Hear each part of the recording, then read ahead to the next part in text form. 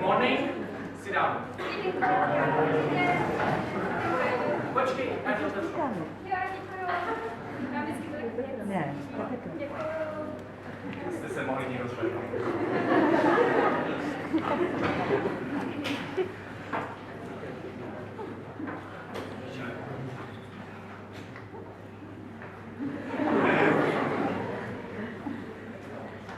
Já jsem přemýšlela.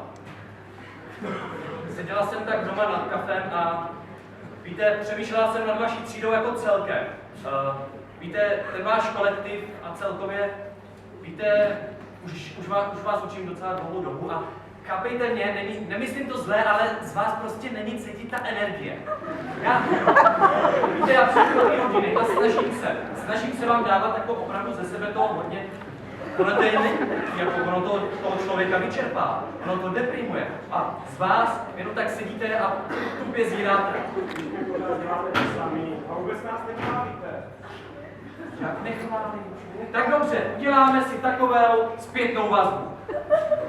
Teď mi každý řekněte, co se vám na hodinách nelíbí. Jak vás nechválím? Za co vás mám chválit, když jste pořád stichá? Ještě někdo něco? Co ty, Nelo? Třeba. Mě nebaví, jako děláme to cvičení, takový jednotlivý. No a ty si myslíš, že to dělám pro sebe? To je pro vás, to máte na maturiku. To budete, všechno tohle budete potřebovat. Ne. Dáme si speaking. Minule jsme ho měli 3krát, dneska si ho dáme 5krát. Tak, ty si, ukáž, počkej, ty jsi ještě nebyla, viď? 3krát? No, já tě tady nemám. Pojď na speaking. Vytáhni si. Už máš vytaženou, už byla, už si vytáhla, už má to, už byl spodítka, už tady sedí. Začíná speaking. Tak, co jsi vytáhla za téma? Co?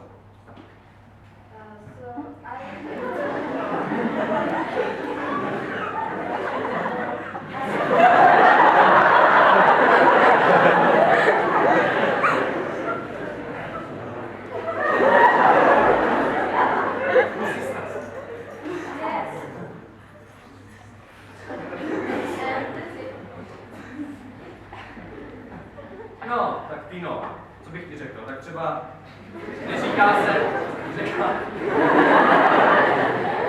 se I has, říká se I have, ale jak jde teda, no? Třeba v Americe tam to docela používají, ale občas teda, no, ale spíše lepší teda to I have, jako my se učíme I have, tak spíš to I have. Co bych ti ještě řekl? No jako, asi by si prošla, pokud bych nebyla u maturity já. To bylo to hezký si mi to řekla, hezky si mi to popsala, až na to, že si skákala hlavně 5+.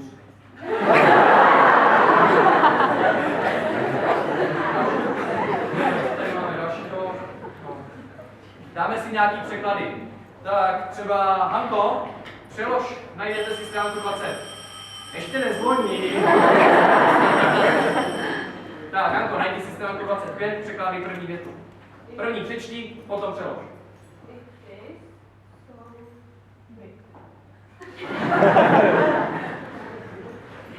No a jak to přeložíš? Je tak velký. Opravdu jsme se tomu ve třídě hodně moc smáli. No, další. Víťo, co tam máš? Další, druhá věta, přelož. I like my tomatoes. No, tak přelož. Já zbožňuji tu božskou pachuť, která se rozumí.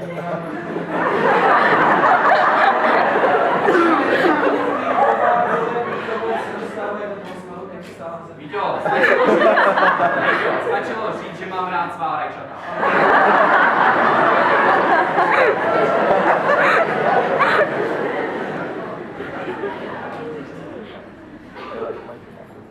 Kuba chybí? Kuba chybí? Nechybí. Ty tady spíš, že si tě ani nevšimnu, nespí. No tak si sundej tu tričko. To nevadí, ne?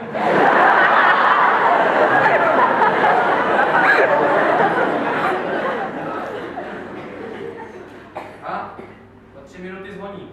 Tak si ještě napíšeme writing na 250 slov.